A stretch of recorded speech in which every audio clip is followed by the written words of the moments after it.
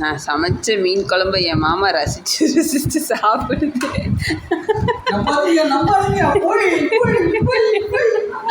டேய் இங்க பாரு, நல்லா தானே இருக்கு குழம்பு, நல்லா இருந்தா இல்லையா?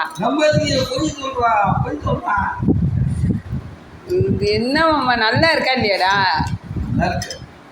என்ன நல்லா இருக்கு இதுக்கு?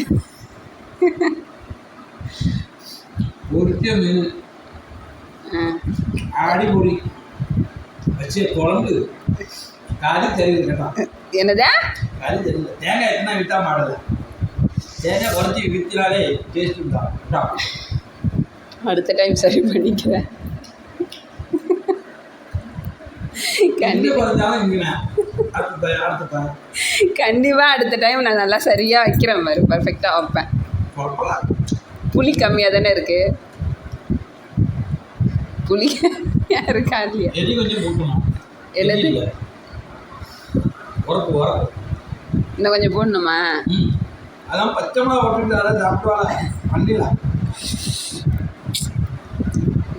சரி விடு, இப்போ தானே ட்ரைனிங் பீரியட், கொஞ்சம் கொஞ்சமாக சரி பண்ணிவிடுவேன். போன டைம் புளி கொஞ்சம் அதிகம் ஊற்றி வச்சுட்டேன்.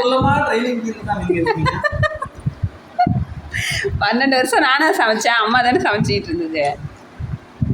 அடுத்த டைம் பர்ஃபெக்டாக பண்ணிடுறேன். போன டைம் புளி நிறையா ஊற்றி வச்சிட்டேன் பவி வீட்டில். இந்த டைம் புளியை கம்மியாக வச்சுட்டேன், தேங்காய் கூடுதலாக வச்சுட்டேன். நெக்ஸ்ட் டைம் சரி பண்ணிக்கிறேன். ஓவராக பேசுகிறவன் இதுக்கு ஒரு வீடியோ ஒரு கேடு நான் எடுத்துகிட்டு இருக்கேன். நான் மீன் குழம்புலாம் சாப்பிட்டு ஆஹா ஓஹோன்னு சொல்லுவேன். அதை வீடியோ எடுத்து அம்மாவுக்கு போட்டு விடலான்னு நினச்சேன்.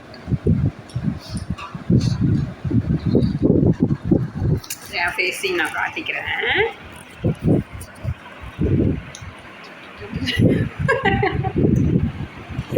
ஏன்டா அப்படி பார்க்குறேன்?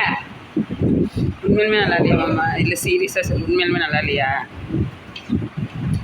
என்ன குறைன்னு மட்டும் சொல்லு. தேங்காய் கம்மியாக போடணும்.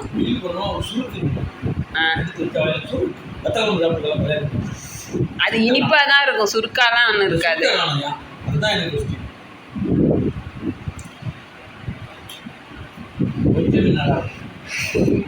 சரி விடு, அடுத்த டைம் சரி பண்ணிடுவோம். நல்லா தரேனா? நல்லா தரேனா? கண்டிப்பாக